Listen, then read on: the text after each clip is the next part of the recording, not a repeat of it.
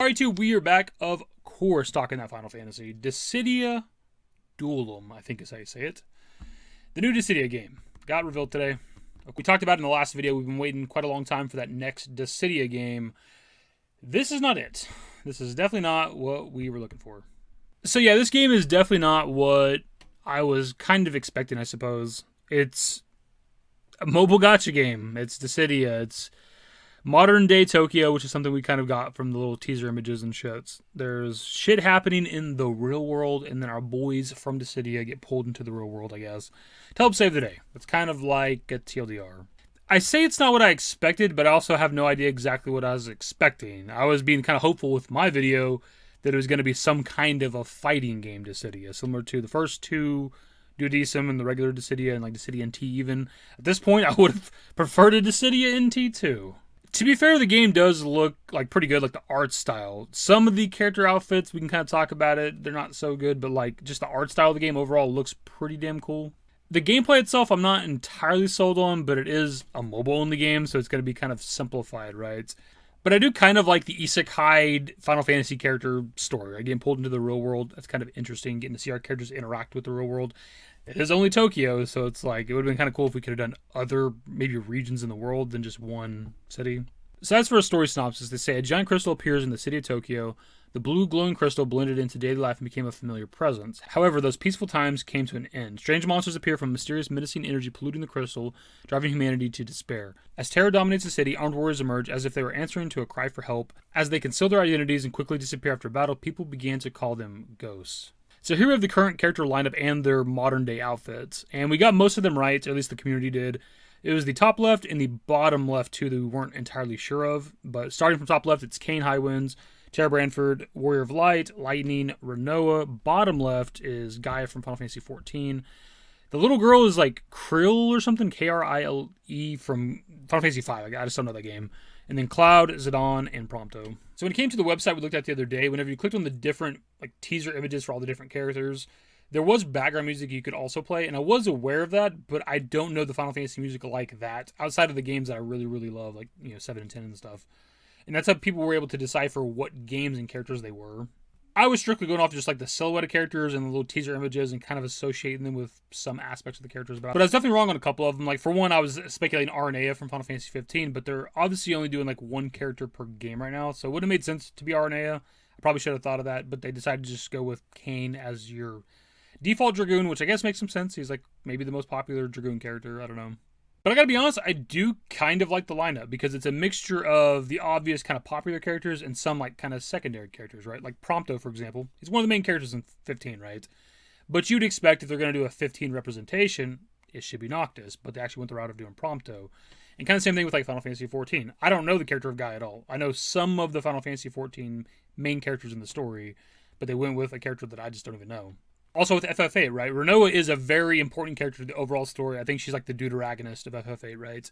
But again, you would think probably Squall, but they went the route of something else, which is nice.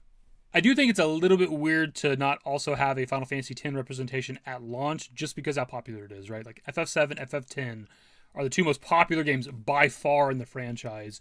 They are teasing more characters at the end of the trailer, but still to not have that at launch, whoever it might be, doesn't have to be Tease, right? But just an FF10 character would have been kind of probably smart at the beginning. But you could also look at it the other way too, to like give time to shine light on characters from other Final Fantasies instead of just doing maybe the obvious Final Fantasy X representation. So as for who they're teasing at the end of the trailer, the community seems to be pretty certain on who each character is. So starting from left to right, it's Onion Knight, Riku, Balthier. In the middle is Clive. Then it's Iroha from Final Fantasy XI, and then Firion from Final Fantasy II. Really fucking up some of those character names. It doesn't matter. But if that is the case, then that would give one character per numbered entry, which I think makes the most sense. Currently have 10 characters, they're teasing 6 more. I think the math adds up. So looking at the current character list and what they're teasing in the future, I have a couple of sort of problems.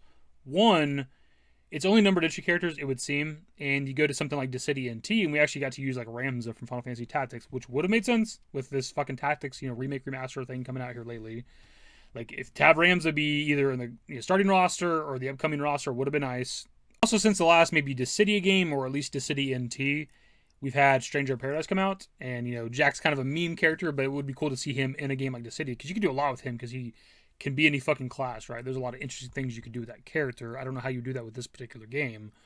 But having Jack be a part of, a Dissidia game would have been nice. And that could still be a thing, but just so far they seem to be teasing just numbered entries. Also, if you pay attention to the characters that we have so far and what they're teasing in the future, you might know what my other problem is. No bad guys. One of my favorite aspects of the Dissidia fighting games, at least, is that you can, combine teams of good guys, bad guys, fighting against whatever you're fighting against, right? Getting to use like Cloud and Sephiroth on the same team is awesome, obviously. So they don't have that right now. I don't know if that's going to be a thing. With the story, like, synopsis that we have, I think it kind of makes sense that it's probably only good guys. But they are actually teasing Sephiroth. So at the beginning of the trailer, once they transition to the crosswalk, they show a black feather falling. And obviously with a Final Fantasy property, you do not do that unless it's teasing Sephiroth. So it's not like a major complaint, because it does seem like right out the gate they're alluding to at least one of the bad guys, so probably more bad guys at some points. Whether or not it's a playable character, I don't know, right? It could be us fighting against Sephiroth. He is a bad guy, right? So I don't know exactly. At least from the very beginning of this project, they're already teasing the villains from Final Fantasy, which is good. I just kind of wish we'd had that from the beginning. Some other bits of info for the game. There is a closed beta you can sign up for right now. It's Android only, and it's going until October 28th. We did also get a message from our boy Tetsuya Nomura. He says, "It's been a while, everyone. This is Nomura. With the announcement of a new Dissidia title, I'd like to take a look back on the history of the series. 2008, the first title, 2011, the second title, 2015, the third title, 2017, the fourth title, 2018, the fifth title. Considering that the fourth installment, Opera Omnia, was active until 2024, it certainly feels like Dissidia has become a constantly ongoing series. Dissidia, the first of many crossover titles in the Final Fantasy series, was born from the ambitious spirit of our young staff members who wanted to challenge themselves. Duellum, I think I say it, is the sixth installment in the series, and as you can see from the world setting and visuals, it is another aspirational title packed with many new undertakings and ways for the staff to challenge themselves. While our commitment to perfecting this title will continue, we've successfully reached a point where we feel players would enjoy it too. We hope you'll give it a try during the closed beta test so we can gather your thoughts and feedback to help us launch the game in the best state possible. There's still more things about this entry that I'm eager to share, but I will save that for another time. We hope to see you all in Dissidia Duellum." Yeah, we got Nomura attached to the project. My guy is always doing something besides finishing Kingdom Hearts 4. As for the gameplay of this shit, it's 3v3 boss battle arena, right? Your team versus another team. I think it's other players, or at the very least you can play with like friends, but maybe you go against the computer, I don't know. So with the website, they say, accumulate bravery, hunt monsters near a crystal to purify it, and gain lots of bravery. Bravery burst, unleash your power at maximum bravery to deal damage against the boss. Launch a full force attack against the boss. Use powerful abilities to defeat the boss faster than the enemy team. There's also character roles like melee, represented by our boy Cloud, that says high in stats, particularly in its offensive power. Lead the way and support the front line. We have ranged, represented by Terrace, has longer range for normal attacks and abilities. Try to strike from the back lines. We have Agile, represented by Lightning, that says dash with their unique ability and wreak havoc on the battlefield with high mobility. And lastly, we have Support, represented by the Warrior of Light, that says possesses tools to support allies, leverage each character's unique characteristics. Mentioned in the trailer, but the game does have Japanese voice acting, which is cool. At least there's something there instead of it just being fucking quiet. So as for the outfits, at least the ones we have for these characters right now, they're almost all fine. Like, at least all the women's outfits are great. Most of the guys' outfits are great. I think Kane's is just fucking horrifying. What are we doing? I don't even know what's going on there. Zidane is a little bit weird. It kind of maybe matches him because it's almost like a vest. He's wearing like a vest over his shirt, which kind of matches what he wears a little bit in Final Fantasy IX. I think Prompto's matches the character. Like, I could actually see Prompto wearing this. Warrior of Light looks awesome. A lot of people are dunking on Cloud. They're hating on Cloud's drip, and I don't know how I feel about it. People are kind of memeing on multiple aspects of the outfit, mainly the pants, the jeans, being skinny jeans for one, which is like kind of weird. But also like the holes in the jeans and the fact that like the bottom of them don't go to his ankles. They're like above his fucking shoes or boots. It's kind of strange.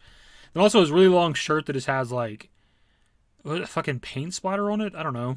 Also his really long paint stained t-shirt is a v-neck and he's wearing a really thin scarf for some reason.